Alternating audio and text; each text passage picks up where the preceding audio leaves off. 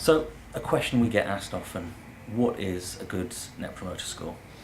To be honest, I don't think there is such a thing as a good Net Promoter Score. I actually think it's not even a good question, because it negates some of the key principles of what an organization is meant to achieve through a Net Promoter program.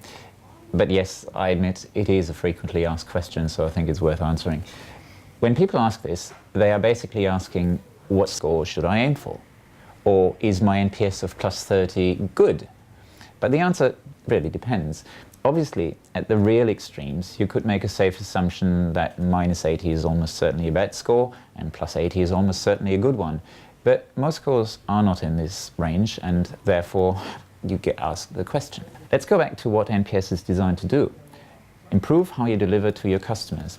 In our experience, there are two good benchmarks, and which one you use depends on what type of program you have. If you're measuring NPS for yourself and competitors, you need to look at how you perform relative to these competitors.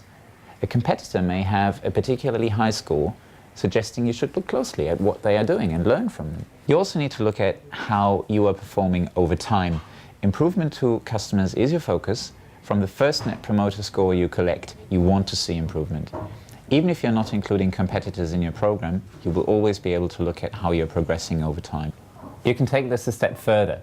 Using a retail example, you can look at a store's Net Promoter Score and use it in two different ways. Firstly, performance of that store over time, and secondly, performance of that store in comparison to other stores. The all-important thing is that you improve the store's performance. It doesn't matter what the absolute number is.